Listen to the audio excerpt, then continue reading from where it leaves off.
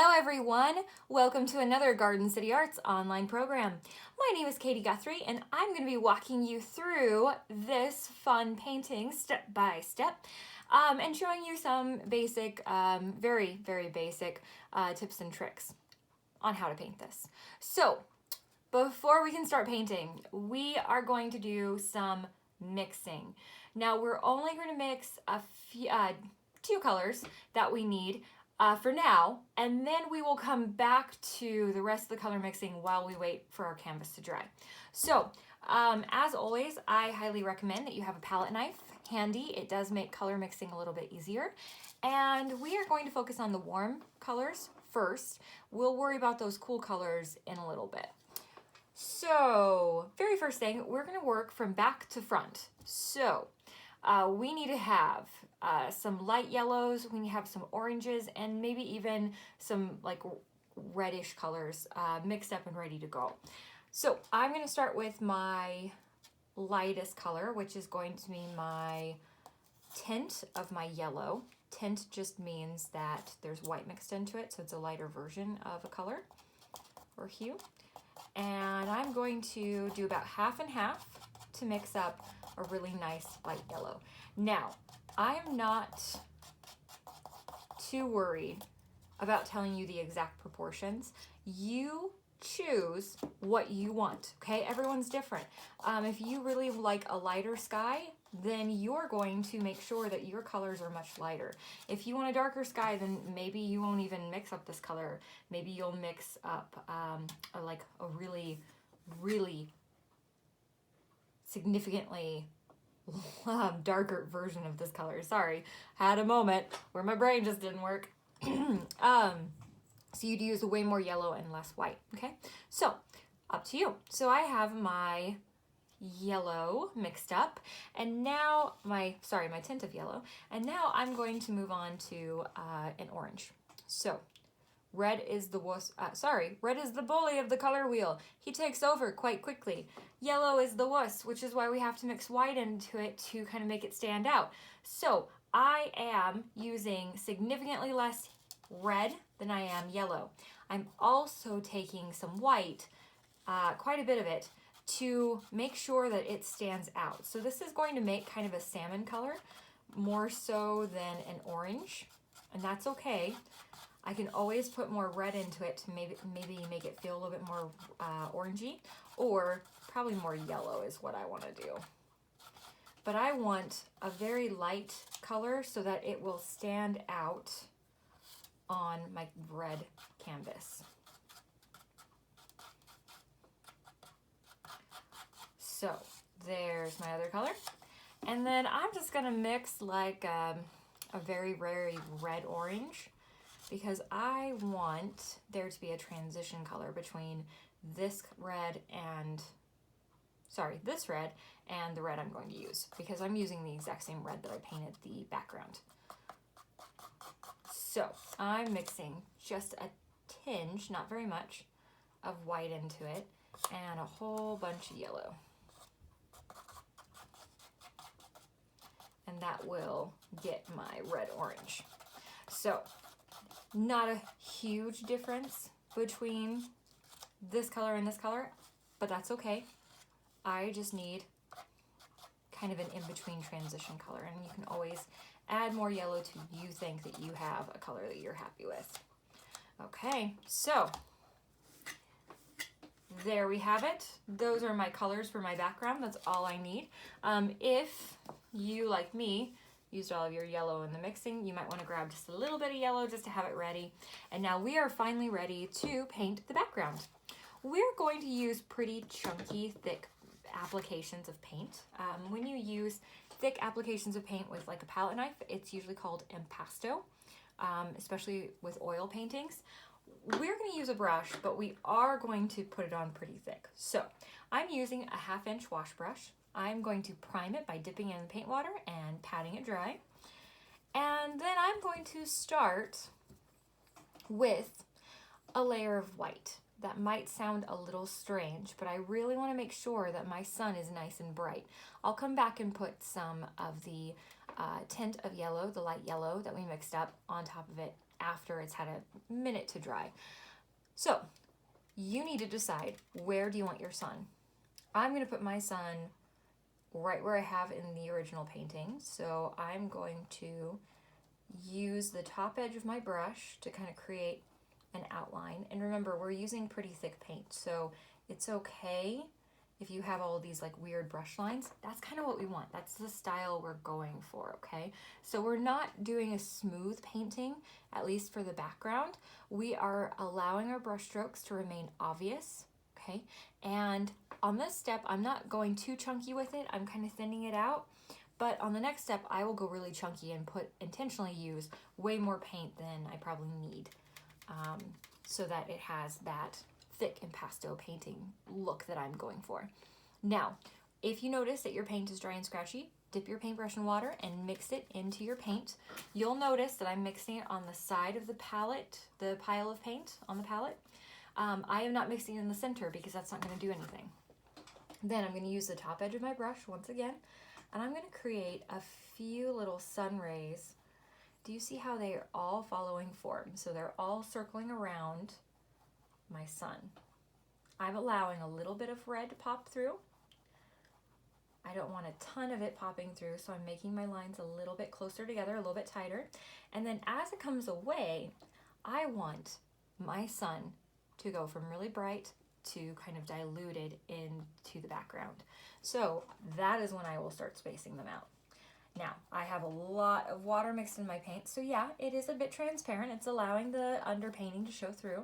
That's okay. I want that for this step. The white is just going to act kind of as like a base to help magnify or make that yellow a little bit more apparent, stand out more. And then I'm going to stop probably about here so that there's a few inches left on the right side of my canvas. I'm going to swirl, tap, and dry my brush, and I'm going to move on. So, if you used really heavy paint, I hope you didn't, you might have to let your canvas dry for a little bit.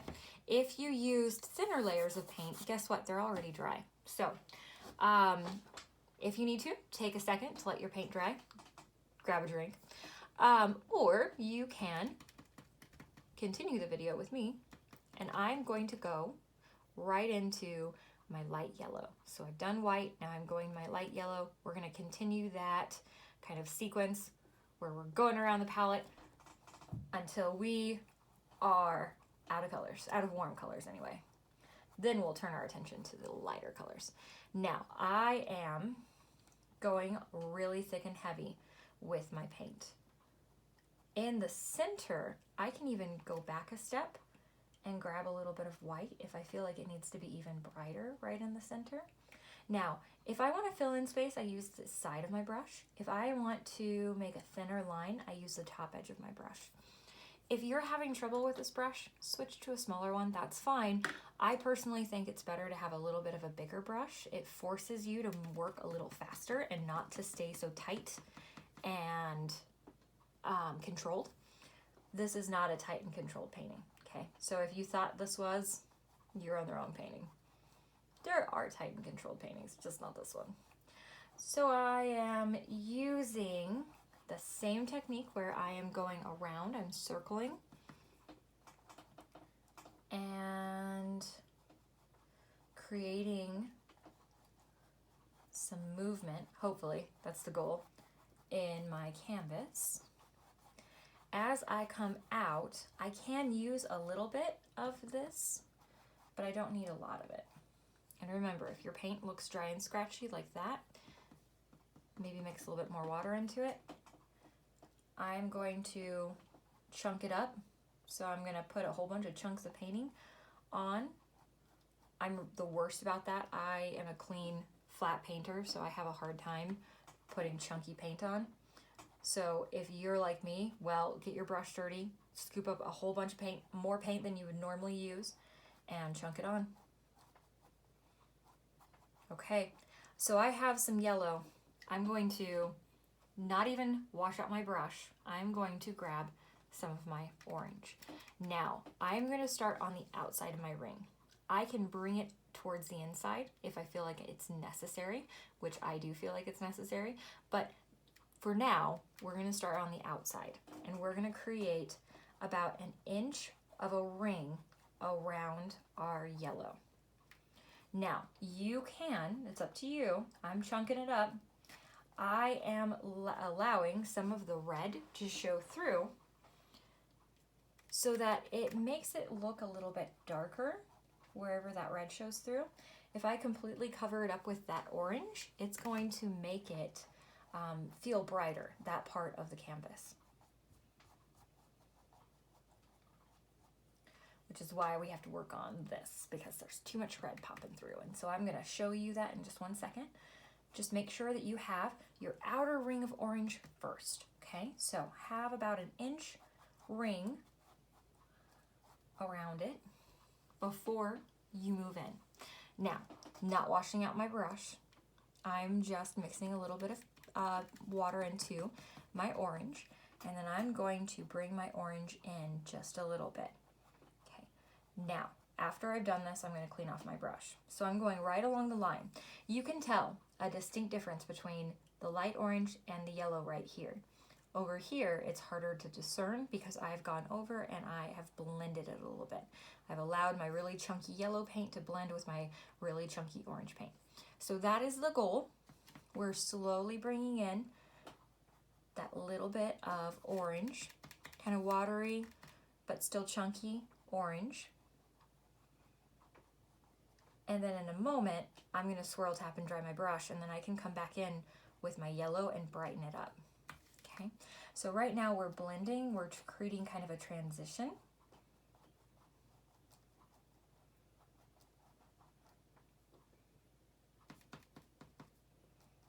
Ooh, I grabbed the wrong color.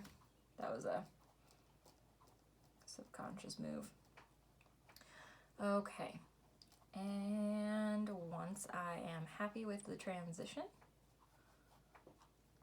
I'm going to swirl, tap, and dry my brush. The best thing you can do if you're struggling is to clean out your brush. Swirl, tap, and dry it. Take a moment, take a breath, and then come back to it. So I'm going to add a little bit of my light yellow in here, right around my sun. Then I'm going to grab some of my white and fill in any other little red areas. Now I am painting this maybe a little bit different than I painted the original, and that's because the original I painted, probably like 3 or 4 years ago, and well, I'm a different painter now. You evolve and you improve your technique and you change, and so that's okay. You can kind of focus more on what I did in the original. I spaced out my lines a lot more, left a lot more information of that underpainting showing through. I'm not doing that this time. So I have what I'm happy with, a nice glowing ball of sun. Now I'm going to move on to my next color, which is my red-orange. Now this red-orange, I'm going to take a breather. I'm going to leave about a 1-inch gap in between where the red and where this is going to start. So I'm going to start right about here and go all the way around, leaving that gap. There's a good reason for it. Make sure you're being chunky with your paint. Chunky, chunky, chunky. Big globs of paint on your paintbrush.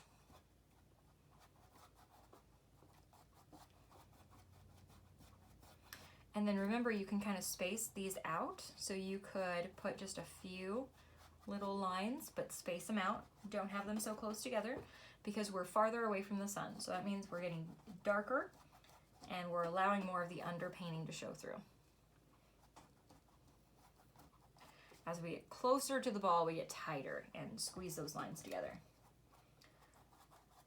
Okay, I'm gonna work just a little bit in that corner, putting a nice big chunk of paint right there. And now I'm ready to swirl, tap, and dry my brush. Remember how I mentioned that red is the bully of the color wheel? Well, you have to be careful with him.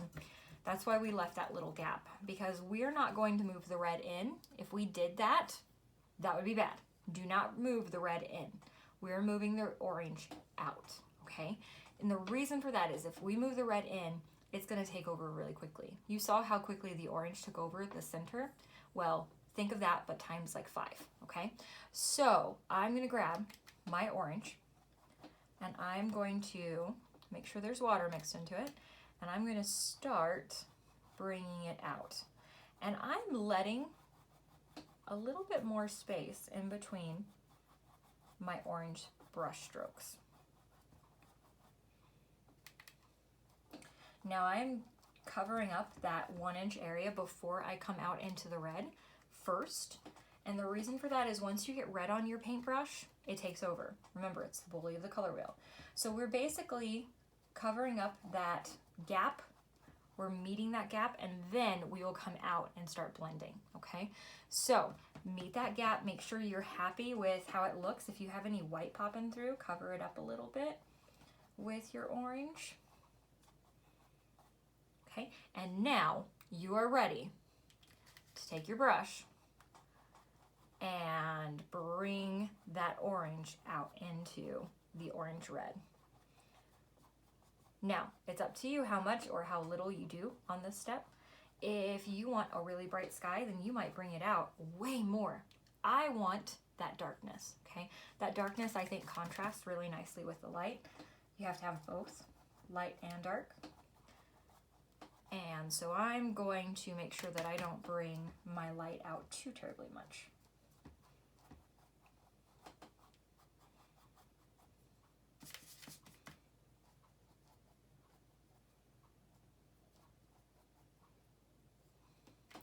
Remember, chunky paint.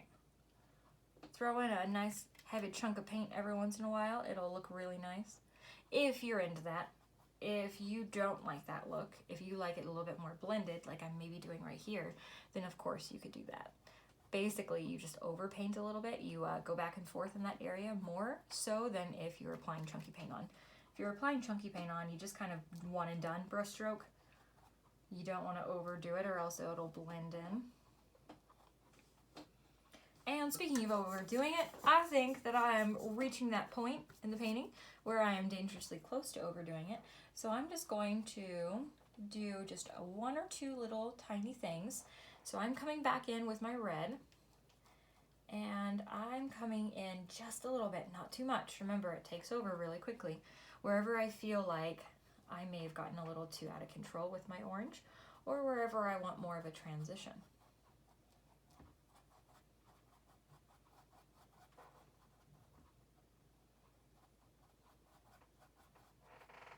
And done. Okay, so I have my background done. There's always going to be little things that you notice that you want to fix, like maybe just put a little bit of orange back on here. Before you start fixing things, take a look at your brush. Make sure, please, please, please, please, make sure that you swirl, tap, and dry your brush and don't have any red in it before you try to touch something up inside your lighter circle. Believe me, you're gonna kick yourself if you don't be careful. Now, it's hard for me to see this as I'm painting, so I noticed when I picked it up to check that it looks like my circle's a little bit off right there. So I'm gonna take a little bit of red and bring it in just a little bit. I made it kind of, instead of a circle, I made it like that. So if you notice that, just do some little touch-ups, little fixes, and then we're done. We're ready to swirl, tap, and dry our brushes. We're moving on to some cool colors now. So the background had warm colors, the foreground, the flowers in the front all have cool colors. So we want to swirl, tap, and dry our brushes. Make sure they're nice and clean. And then we need to set this off to the side for a little bit to dry. If you have chunky paint, you are going to be in the same situation I'm in, which is to say that you are going to be waiting a while. So pause the video, stretch, go grab a drink, refill your glass, whatever you need to do, okay? And you can come back to it as soon as it's dry. So before you pause the video and go grab a drink, let's mix our cool colors really quickly so that when we come back, everything is done and we're ready to move on.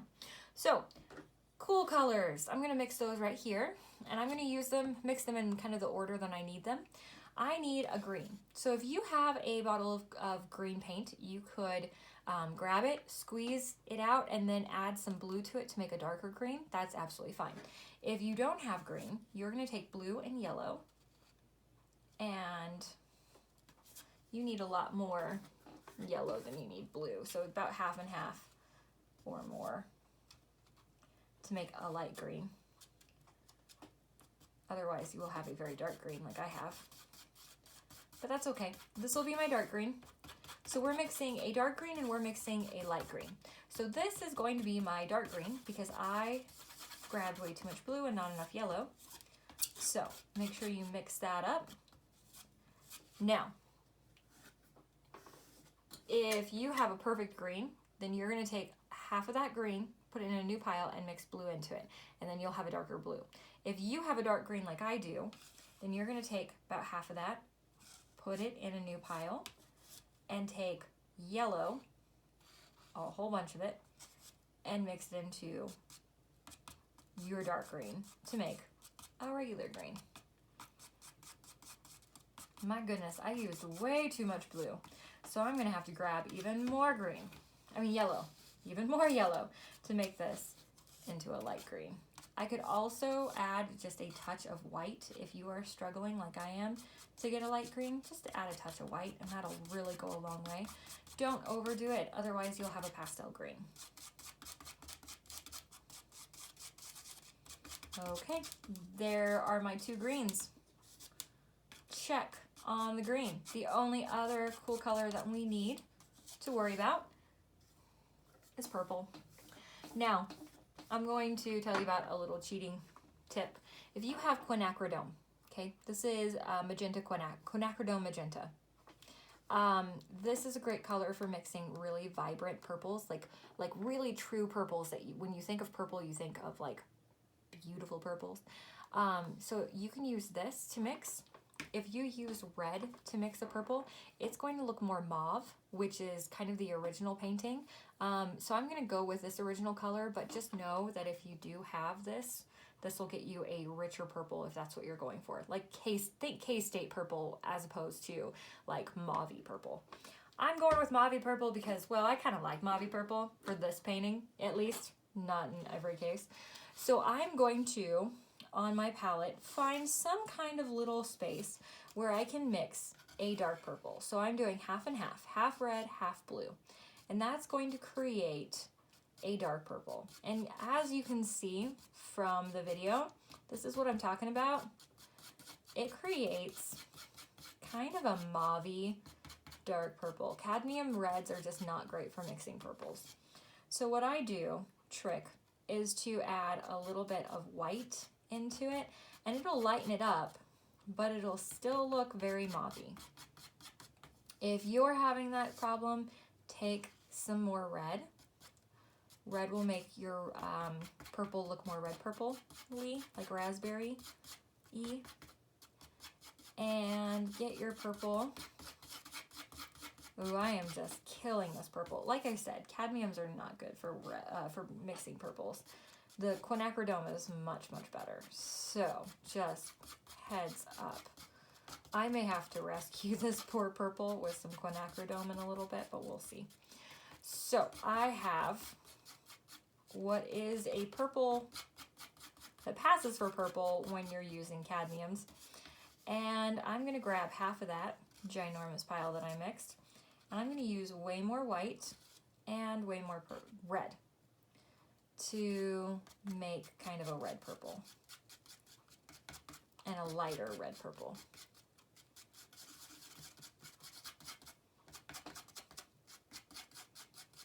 Do you know what? I'm caving. I have it. If you don't have it, I'm so sorry. You're stuck with mauve, but I need a little bit of a brighter purple in my life right now. So I'm putting that quinacridone in. Woohoo, look at that. It magically fixes your purple.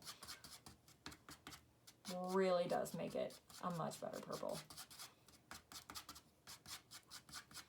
If you have purple pre-mixed, well, good on you. You can go grab that purple or ignore this mixing tutorial that isn't going so well.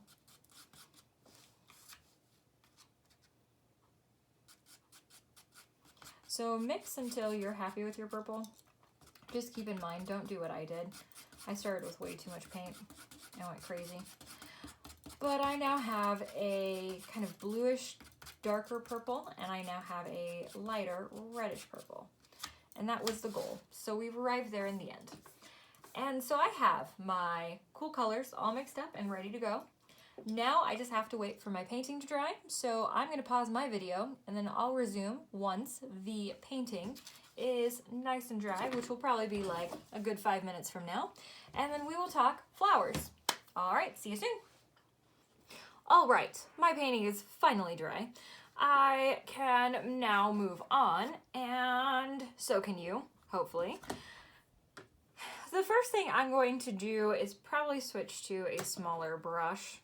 Okay, my shader brush will work just fine. If you haven't used this brush before, you want to dip it in paint water and pat it dry to prime it and get it ready. Before we really move forward too much more, we need to plan. So I kept my painting simple intentionally, but you could make it more complex. You could add different types of flowers. If you want to make more complex flowers, you could add a butterfly. You could add really whatever you want. I kept my grass pretty separate and pretty spaced out in the original. I'm going to do it a little bit differently. I'm going to make more of a silhouette. I'm going to be a little bit heavier on the ground. And then I'm going to just bring up a few pieces of straight or slightly curved lines that will hold the ends of my flowers. Now, when you are picking where to put your flowers, think of trying to not create a pattern. So it shouldn't be flower space, flower space. Think of making some tall ones that are up higher. I kind of curve it around my sun following that same form. And then I also have some smaller ones down below.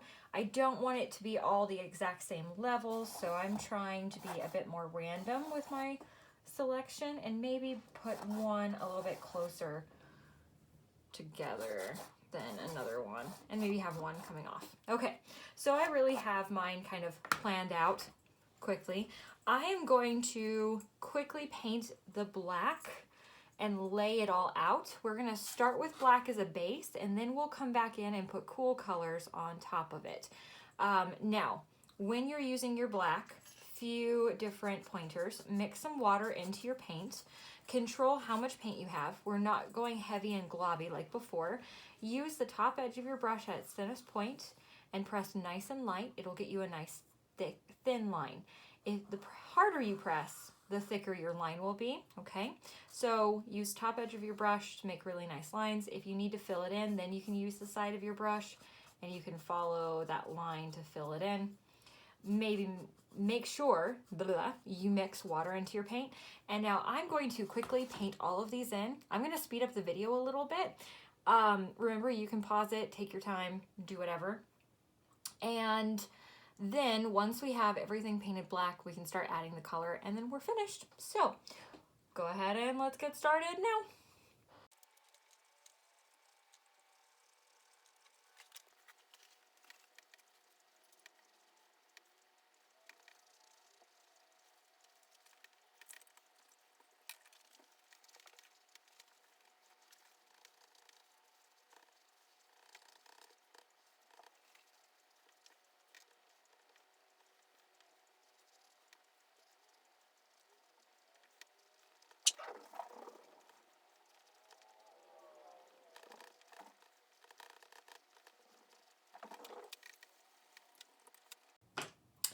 Okay, so I have my black finished.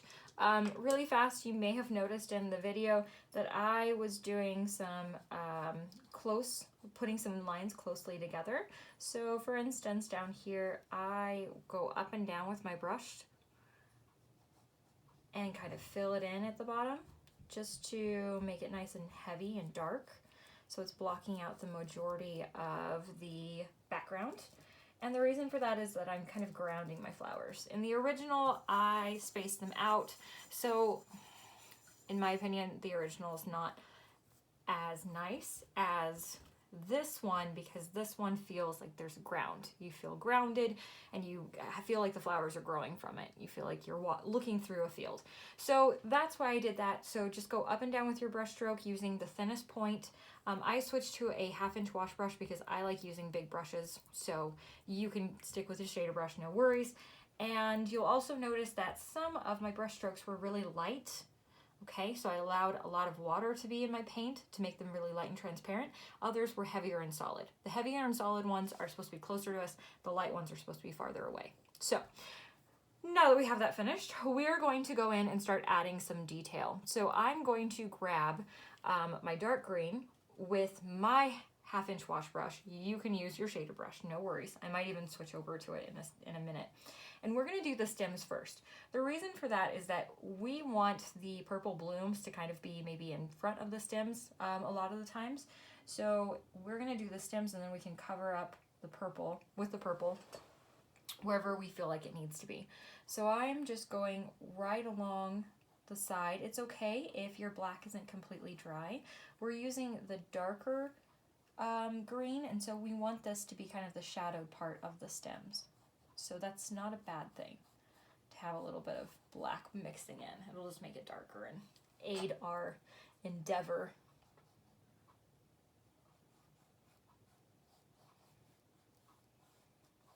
So where to put the dark and where to put the light? Here's your light source. So if you're looking at this side of the canvas, wherever the light source is touching is going to be the lightest. Wherever it is not, wherever it's farther away, is going to be the darker. So on this side of the canvas, my dark is actually going to be on the right side of my stems. But when we move over to this side, it's going to be the opposite because the light source is on this side now. So the dark side will be on the left side. I know it sounds complex, but if you need to, pause the video and replay that. It'll make sense. Okay, just think of wherever the light source is closest, that's where the light is going to be. Wherever the light source, whatever part is farther away from the light source is where it's going to be darker. If you're painting right underneath, don't really worry too much about it. We're not going to put light there. So just put a little bit of dark in the middle and you're good. Those lighter guys that I have, I'm leaving those alone. I am not really painting them. And you'll probably notice as this dark green dries, you're like, hey, it's disappearing. That's okay. Maybe just use heavier paint. Don't use it quite so light.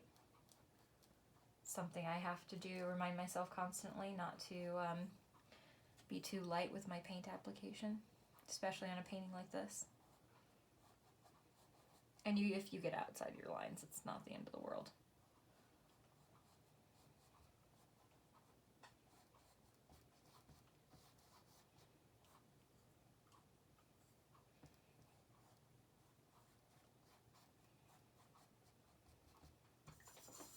Okay, so I have my dark. Now I'm going to swirl, tap, and dry my brush, and I'm going to start putting in my light green. Okay, so again, the light green is wherever the light source is going to be brightest. It's touching it the most.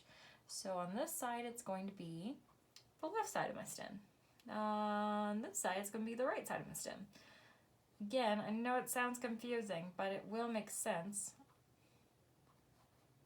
once you take a moment to like digest that information.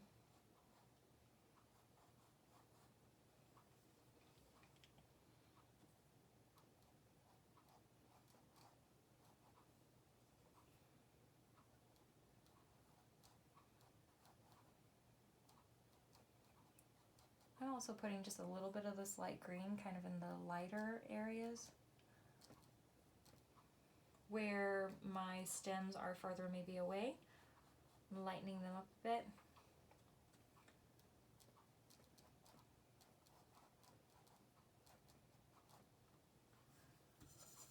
Okay, I am not overdoing it. I'm good with just that. I'm good with allowing a lot of the darks to pop through because this is really a silhouette painting, really. I mean, it has a little bit more detail than a normal silhouette painting, but it is ultimately a silhouette painting. So you're not going to see as much detail as if the sun was overhead and it was like a nice sunny day out. This is more of like a setting sun painting where there's low light. So I'm happy with that. There's one little tiny stem that I need to work on. This guy right here. I feel like he would have a lot of light on there. Okay, and then I'm done. For real this time. And I'm going to move on to my flower blooms. Now, I made them a little bit more dynamic than I made the original, kind of continuing with the theme. So keep that in mind. You can keep it nice and simple if you feel more comfortable just doing like kind of a more organic round blob. That's okay too.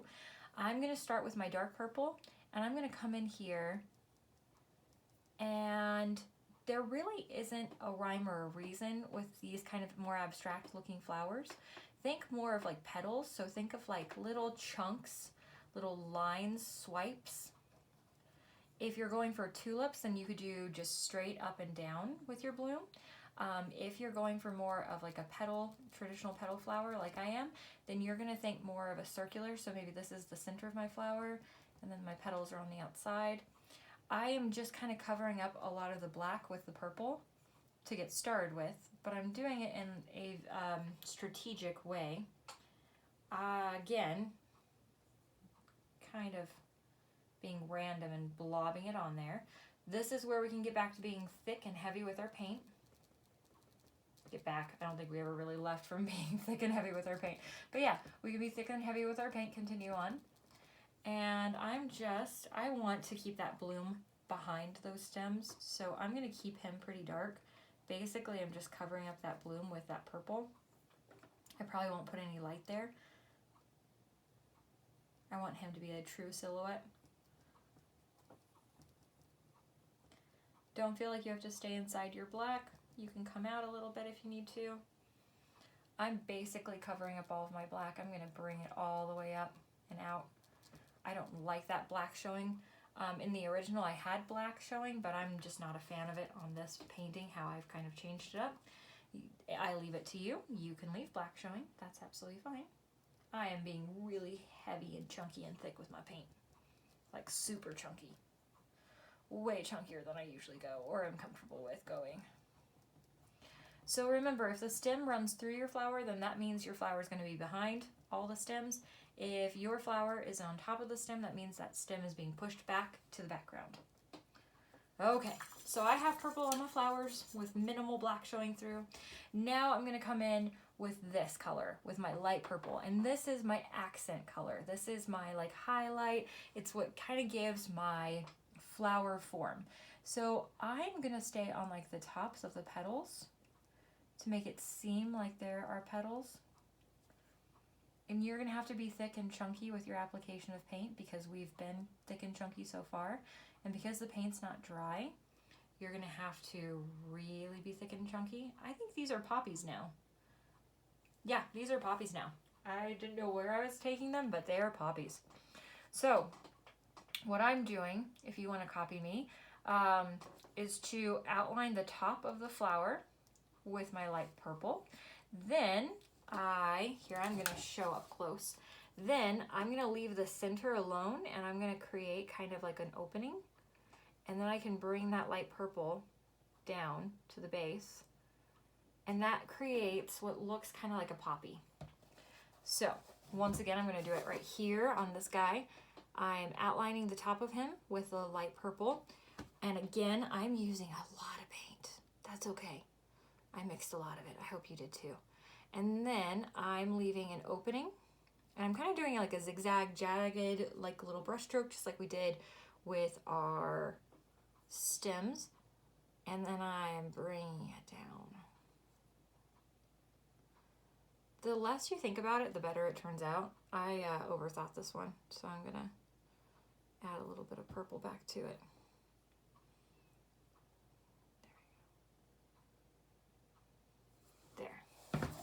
Okay, so I'm going to do that on the rest of my flowers, and then I'm pretty much finished. So I'm going to go quickly finish this up really fast, and then I'll show you what it looks like at the very end.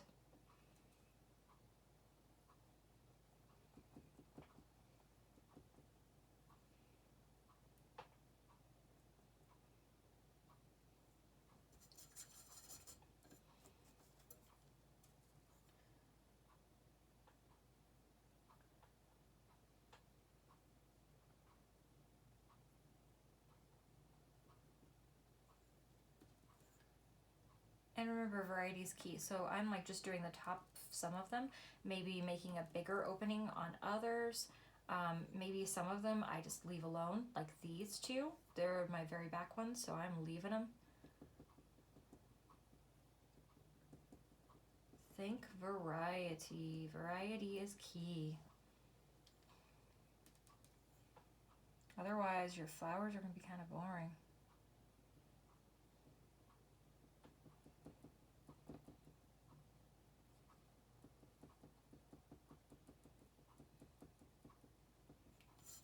And you know what? I'm not really a fan of this guy, how he turned out. So occasionally you might need to like put in a new stem to help make something feel more realistic. Feel free to do that.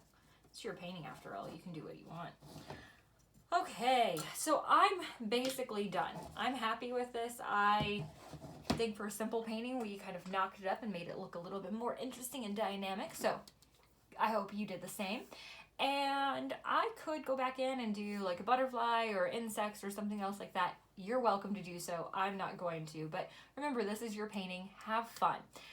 Now, the chalk lines that are left over, I am not going to really try to erase those at this time because the chunky paint is going to take a while to dry.